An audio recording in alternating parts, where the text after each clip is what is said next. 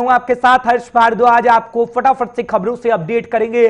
बात चाहे प्रधानमंत्री नरेंद्र मोदी की हो या फिर बात करें सीएम योगी की, सभी ने दीपावली की शुभकामनाएं दी हैं ट्वीट के माध्यम से भी। और जब प्रधानमंत्री नरेंद्र मोदी को हम सुनते हैं तो आज वो पहुंचे हैं और सेना के साथ उन्होंने दीपावली मनाई है। आपको पूरी जानकारी दे देते हैं क्योंकि लोंगेवाला चौकी से प्रधानमंत्री नरेंद्र मोदी ने संबोधित करने का काम किया है, संबोधित किया है। सेना के जवानों में जोश भरा है प्रधानमंत्री नरेंद्र मोदी ने। और प्रधानमंत्री नरेंद्र मोदी सीमा से पाकिस्तान पर भी गरजते हुए नजर आए हैं लोंगेवाला चौकी से। और प्रधानमंत्री नरेंद्र मोदी ने तमाम बातें कही है, कह रहे हैं कि देश के जवान हैं तो त्योहार हैं, देशवासी हैं क्योंकि देश के जवान इन त्योहारों में भी देश की रक्षा करते हैं और अपने परिवार से दूर रहते हैं। क्या कुछ कहा प्रधानमंत्री नरेंद्र मोदी ने, वो सुनिए। मन मंदिर से यही प्रकट होता है, जो बोले सो निहाल, सत श्री अकाल। ये जयकारा कानों में गूंजने लगता है। साथियों, जब भी सैन्य कुशलता के इतिहास के बारे में लिखा पढ़ा जाएगा, जब सैन्य पराक्रम की चर्चा होगी, तो बैटल ऑफ लोंगेवाला को जरूर याद किया जाएगा। ये वो समय था जब पाकिस्तान की सेना बांग्लादेश के निर्दोष नागरिकों पर अत्याचार कर रही थी, जुल्म कर रही थी, नरसंहार कर रही थी।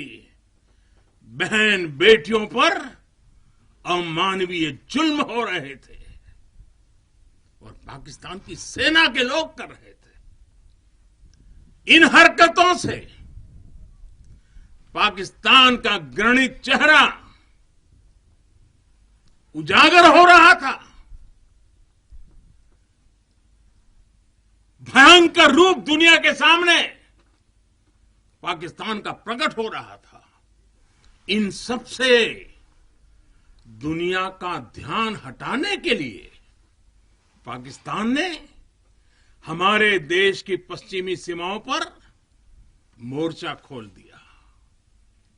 पाकिस्तान को लगता था कि भारत की पश्चिम सीमा पर मोर्चा खोल दूंगा, दुनिया में भारत ने ये कर दिया, भारत के वो कर दिया करके रोता रहूंगा और बांग्लादेश के सारे पाप उनके छिप जाएंगे।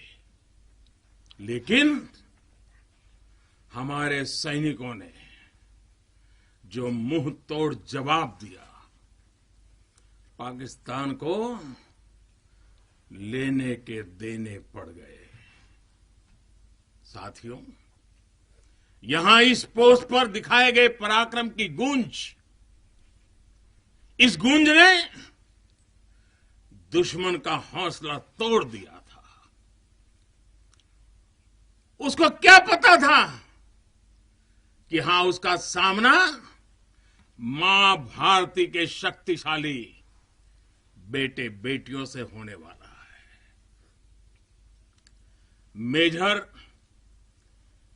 कुलदीप सिंह चांदपुरी के नेतृत्व में भारतीय वीरों ने टैंकों से लैस दुश्मन के सैनिकों को धूल चटा दी, उनके मंसूबों को नेस्त नाबूद कर दिया।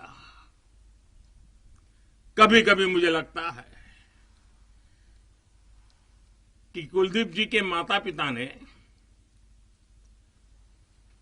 उनका नाम कुलदीप भले रखा था, उनको लगा होगा ये कुल का दीपक है, लेकिन वो कुलदीप जी ने अपने पराक्रम से उस नाम को ऐसे सार्थक कर दिया, ऐसे सार्थक कर दिया कि वे सिर्फ कुलदीप नहीं, वे राष्ट्रदीप बन गए, राष्ट्रदीप बन गए।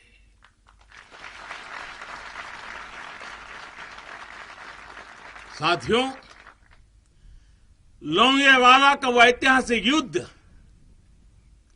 भारतीय सैन्य बल के शौर्य का प्रतीक तो है ही थल सेना, बीएसएफ और वायुसेना के अद्भुत कोऑर्डिनेशन का भी प्रतीक है। इस लड़ाई ने दिखाया है कि भारत की संगठित सैन्य शक्ति के सामने चाहे कोई भी आ जाए, वो किसी भी सूरत में टिक नहीं पाएगा। अब जब सन 71 में हुए युद्ध के लोंगेवाला में हुई लड़ाई के 50 वर्ष होने जा रहे हैं। कुछ ही सप्ताह में हम इसके 50 वर्ष इस गौरवपूर्ण स्वर्णिम पृष्ठ को हम मनाने वाले हैं। और इसलिए आज मेरा मन यहां आने को कर गया है। तो पूरा देश अपने उन वीरों की विजय गाथाएं सुनकर वो गौरवान्वित होगा, उसका हौसला बुलंद होगा। नई पीढ़ियां और आने वाली पीढ़ियां इस पराक्रम के साथ प्रेरणा भी लेने के लिए ये अवसर उनके जीवन का एक बहुत बड़ा महत्वपूर्ण बनने वाला है। ऐसे ही वीर सपूतों के लिए, ऐसे ही वीर सपूतों के लिए राजस्थान की भूमि के ही एक कवि नारायण सिंह भाटी ने लिखा है, और यहीं की बोलचाल की भाषा में लिखा है। उन्होंने लिखा है, इन जैसे घर इन जैसे गगन, इन जैसे घर इन जैसे गगन, इन जैसे सह इतिहास, इन जैसी सह पीढ़ियां, पाची तणे प्रकाश, प्राची तणे प्रकाश। यानी अपने वीर सपूतों के बलिदानों पर ये धरती गर्व करती है, आसमान गर्व करता है और संपूर्ण इतिहास गर्व करता है। जब जब सूर्य का प्रकाश इस धरती पर अंधकार को भगाने के लिए अवतरित होगा, आने वाली पीढ़ियां इस बलिदान पर गर्व करती रहेगी। साथियों, हिमालय की बुलंदियां हो, रेगिस्तान में बालू के ढेर हो, घने जंगल हो या फिर समंदर की गहराई हो, हर चुनौती पर हमेशा आपकी वीरता हर चुनौती पर भारी पड़ी है। तो प्रधानमंत्री नरेंद्र मोदी तमाम बातें कह रहे थे, साथ ही साथ दुश्मन देशों को चेतावनी भी दे रहे थे।